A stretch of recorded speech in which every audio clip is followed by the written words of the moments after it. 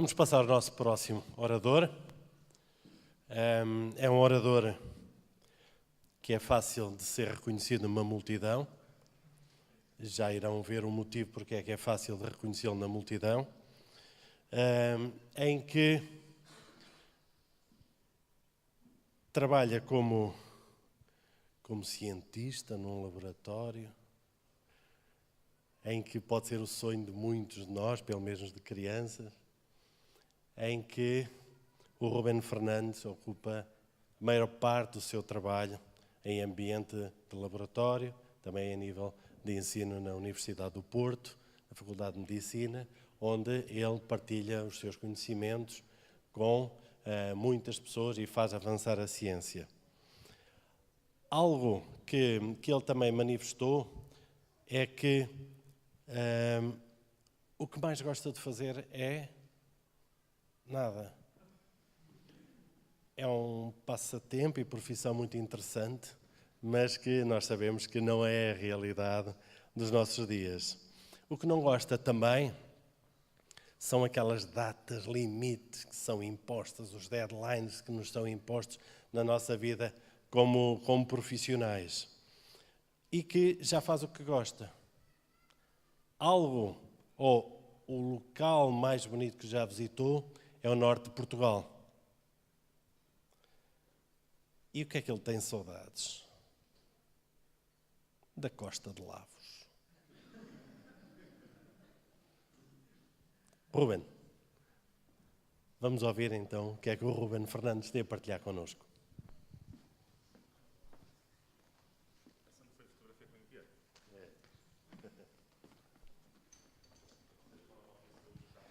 Já entendem porque é que ele se destaca na multidão.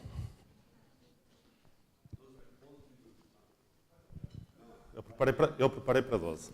Bem, muito boa tarde, o tempo já se faz tarde. O meu nome é Rubén Fernandes, para aqueles que não me conhecem, eu efetivamente sou professor, mas não na Universidade do Porto, no Politécnico do Porto, na Escola Superior de Saúde, mas efetivamente a minha investigação, isto não está a dar muito bem, portanto estou a ver o slide próximo, não sei se me podem ajudar, se calhar vocês vão mudando. Ok, isso vai ter que ser assim.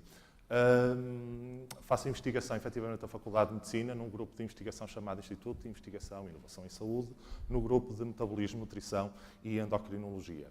E o que eu vos tenho para trazer é exatamente alguma dos resultados que eu tenho obtido nos últimos anos, efetivamente nesta área do metabolismo e da nutrição, numa condição que nós estamos muito familiarizados na área da saúde, que é a síndrome X, ou síndrome metabólica. Eu já vos vou dizer o que é, e a sua relação com outras condições, com outras patologias, nomeadamente a depressão. Já o Alberto tentou falar da solidão, da imunidade, da nossa percepção também às infecções e também ao cancro. E eu faço a minha investigação mais relacionada com a síndrome metabólica e com o cancro. Pedia para passarem, porque está em PDF e não vai dar para fazer muito bem. Portanto, a síndrome metabólica é uma condição que está muito associada, próximo slide, por favor, está muito associada a 5 perturbações que todos nós conhecemos. Ou o aumento de gordurinhas no sangue, ou a hipertensão, ou a obesidade, ou a resistência à insulina, que é aquilo que nós conhecemos, a diabetes tipo 2, ou então os baixos níveis daquilo que nós também conhecemos como o colesterol bom. A síndrome metabólica caracteriza-se por, numa pessoa, num indivíduo, o indivíduo apresentar apenas 3 destas 5 condições. Portanto, se nós pensarmos naquelas mais básicas, por exemplo, hipertensão, portanto, a tensão alta, aumento de gorduras no sangue, ou até a diminuição do colesterol bom, nós vemos que qualquer indivíduo, mais ou menos a partir dos 50 anos, na Europa, nos Estados Unidos, vai ter. E, portanto, a nossa população está muito prevalente, é muito prevalente a síndrome metabólica na nossa população e a maior parte das pessoas nem sabe que é doente com síndrome metabólica. E, como eu vos tinha dito, a síndrome metabólica pode estar relacionada com muitas outras perturbações, inclusivamente o cancro.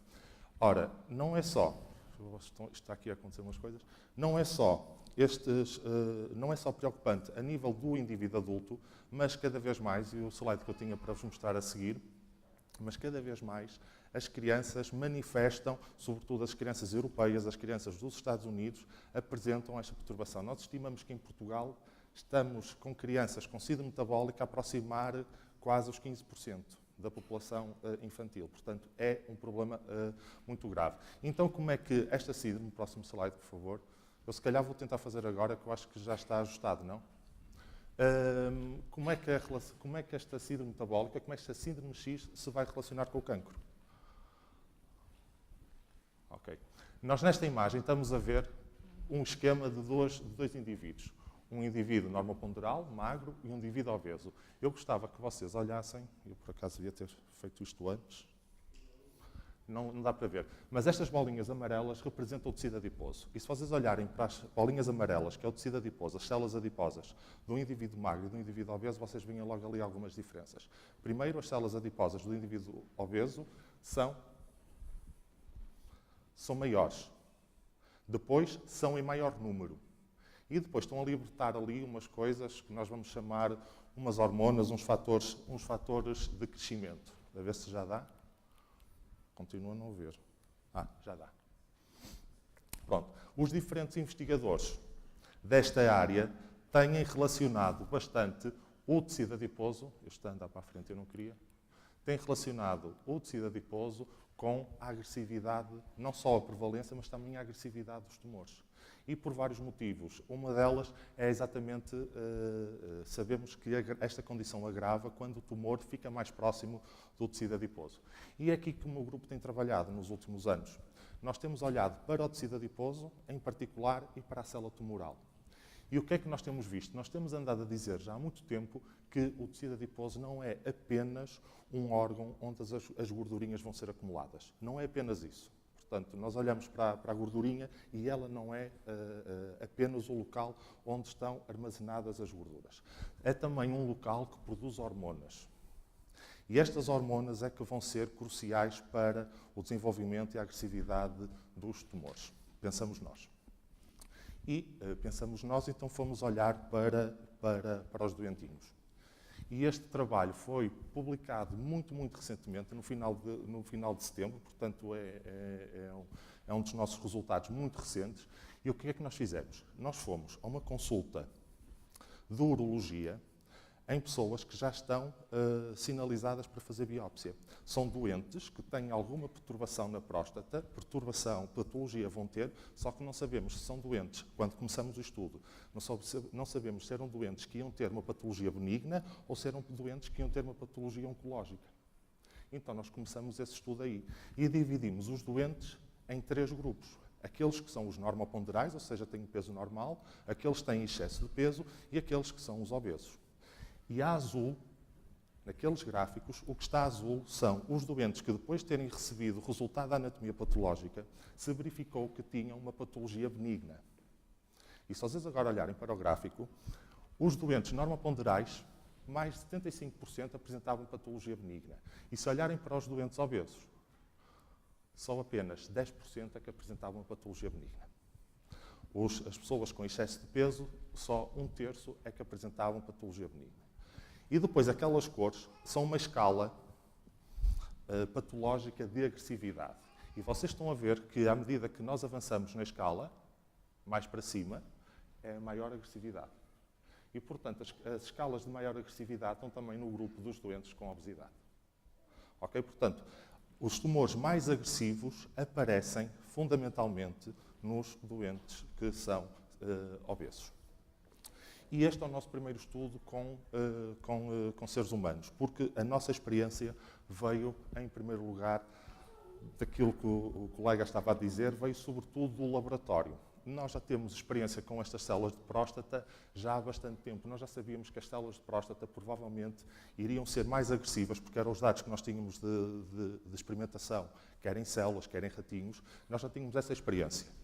Nós também temos a experiência em outros tumores, nomeadamente o melanoma. E relativamente ao melanoma, nós também verificamos que não só o melanoma fica mais agressivo em ambiente de obesidade, como responde menos à radioterapia. Ou seja, um doente obeso não só tem mais probabilidade de ter um tumor, como esse tumor também fica mais resistente aos tratamentos. E temos outros resultados. Temos em tumor cerebral, vamos ter agora 2 trabalhos em cancro de mama, estamos a fazer também em tumores de bexiga, em tumores de pulmão, e todos vão no mesmo sentido. E para vocês perceberem o que é que nós fazemos no laboratório, quando eu passo lá muito tempo, eu vou-vos tentar demonstrar de uma forma muito simples o que é que acontece no laboratório, o que é que nós fazemos. Bem, o nosso grupo desenvolveu um modelo in vitro, e nós somos muito conhecidos na nossa área por fazermos isto. Nós pegamos em células neoplásicas e colocamos em frasquinhos e dividimos, e estudamos 2 grupos. Um grupo que serão células expostas a um ambiente normal e outro grupo que será exposto a um ambiente com obesidade. Mas como é que eu posso expor células in vitro, num frasquinho, a um ambiente de obesidade? Então, o que nós fazemos primeiro, nós cultivamos células adiposas ao lado e recolhemos o líquido que venha as células adiposas. Isto simula um bocadinho o que acontece na corrente sanguínea. As células adiposas vão lançando as suas hormonas para a corrente sanguínea e da corrente sanguínea essas hormonas vão passar a todos os órgãos e tecidos, inclusivamente às células que estarão a iniciar o seu processo oncológico. Então, o que nós fazemos é exatamente isso. Recolhemos o líquido e colocamos este líquido, que é um líquido que está enriquecido com as hormonas do tecido adiposo, nas células neoplásicas. Então temos aqui um modelo in vitro em que podemos comparar o que acontece numa célula neoplásica normal com uma célula neoplásica exposta às hormonas do tecido adiposo. E estes são os resultados. Olhando para o microscópio, nós pintamos as células para elas poderem ver e temos logo uma primeira conclusão. Uma primeira conclusão é que no ambiente de obesidade nós temos maior número de células neoplásicas. Outra conclusão é que temos também um maior tamanho, elas são maiores. Ora, só estas 2 observações dá logo uma ponta em comum do que acontece quer no cancro, quer na célula do tecido adiposo. Num obeso, a célula do tecido adiposo aumenta não só em tamanho, como também em número. É a mesma coisa que acontece com o cancro.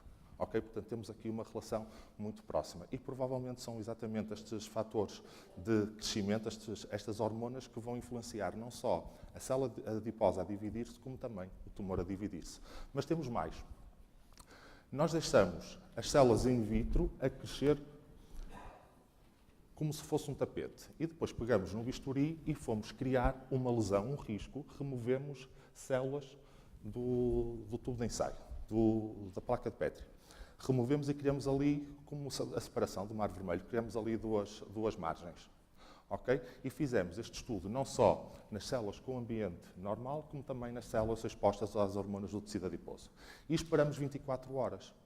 Ora, ao esperar 24 horas, as células com ambiente normal as células tumorais começaram a invadir. Isto é normal. Uma célula tumoral vai sair do local onde está e vai criar uma metástase à distância. Nós sabemos que elas se movem.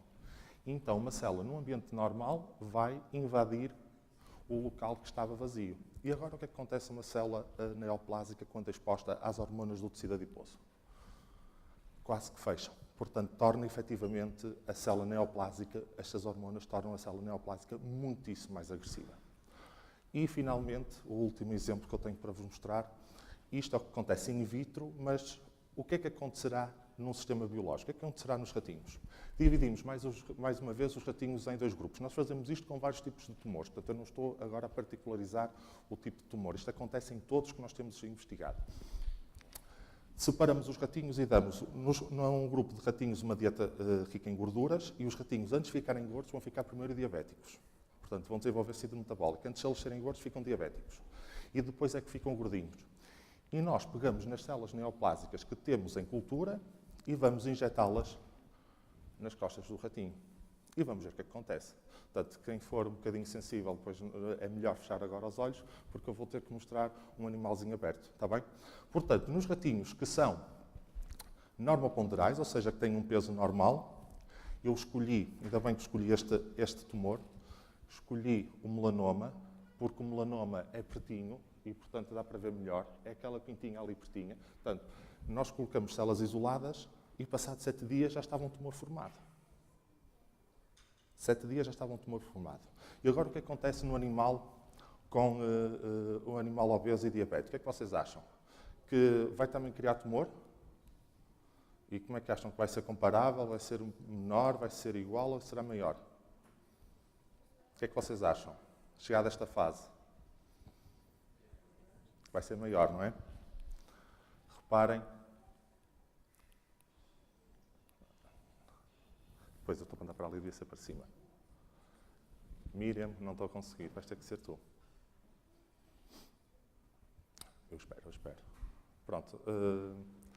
Vou-vos também tecer um comentário. A imagem que vocês vão ver, mesmo assim, está mais reduzida. O animal é um bocadinho mais pequenino do que aparece nesta imagem. Mas acho que se vai perceber as diferenças.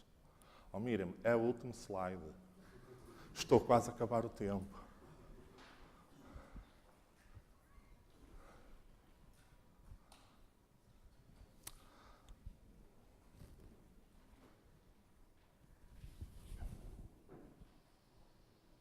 Não vai dar. Morreu. Pronto, o ratinho também morreu. O computador morreu. Isto, quando se começa a falar destes temas, é o que acontece. Bem, mas eu estou com a expectativa que eles vão terminar. Bem, eu espero que, apesar de vocês não verem a evidência clara, espero que vocês tenham ficado com uma noção muito clara de que, efetivamente, aquilo que nos temos habituado a ouvir desde nós que nascemos na Igreja, da importância de um estilo de vida correto. E não estou a falar só apenas da nutrição, estou também a falar na síndrome metabólica, interfere também bastante a questão da atividade física. Espero que tenha-vos convencido que, efetivamente, vocês, desculpem estar a dizer isto, não se acreditem apenas no que leiam, não é? As imagens que eu vos tenho trazido, acho que falam só por si. Não valia a pena estar a relembrar os escritos de Ellen White, não escusava estar aqui a relembrar os nossos princípios do espírito de profecia sobre a importância do estilo de vida. As evidências falam por si. Todos estes estudos que vocês têm visto são estudos bastante caros. E, portanto, eu tenho também de fazer, e faço sempre, quando faço as apresentações, faço sempre um agradecimento às entidades financiadoras. Geralmente é o Estado, só para vocês terem uma noção. Uma experiência com um tipo de tumor com ratinhos é uma experiência que fica ao laboratório mais de 25 mil euros. Comprar uma linha celular custa mais de 700 e nós temos de ter várias linhas celulares do mesmo tipo para ter resultados fidedignos. Aqui está o tumor. Começa aqui em cima e vem até cá em baixo. Esta imagem, este ratinho é ligeiramente mais pequeno que a imagem está reduzida, mas vocês conseguem ver o tamanho deste tumor. Só apenas com 7 dias, células ali isoladas, naquela papinha, que ainda por cima, como eu vos tinha dito, vários investigadores também dizem isto, a proximidade anatómica à gordura influencia bastante. Portanto, não há dúvida que são os fatores tróficos libertados pelo tecido adiposo, que não é apenas um órgão inestético que armazena gorduras, é também um órgão que liberta fatores de crescimento, não só para ele próprio, mas para as células que estão ao lado. E, portanto, a célula tumoral que já precisa de poucos estímulos, quando tem um estímulo adicional, depois, efetivamente, vai proliferando muito mais. Portanto, estaria disponível para qualquer questão. Eu também acho que foi claro. Se calhar não vou ter questões. Agradecemos ao Ruben. Não sei se há alguma questão. Acho que os ratinhos não ficaram aptos para responder a nenhuma questão. Há ali uma questão? Diga, por favor.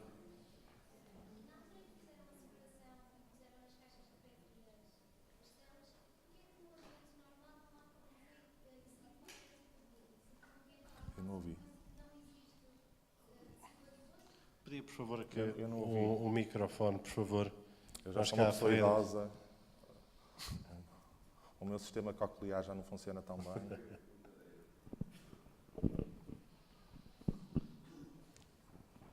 Na altura em que separaram as caixinhas de Petri e colocaram o líquido que retiraram do meio do tecido adiposo, porquê é que o ambiente normal não é inserido qualquer tipo de líquido? Porque se considera que no ambiente normal não existe tecido adiposo ou líquido proveniente de tecido adiposo?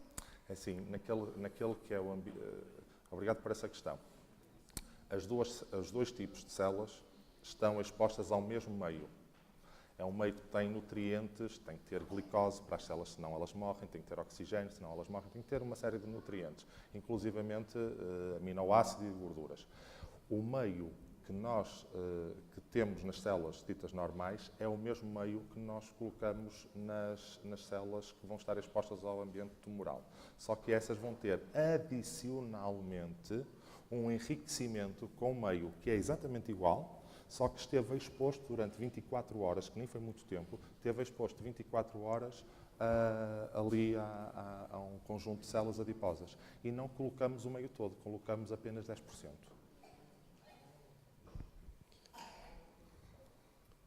É assim uma coisa muito residual.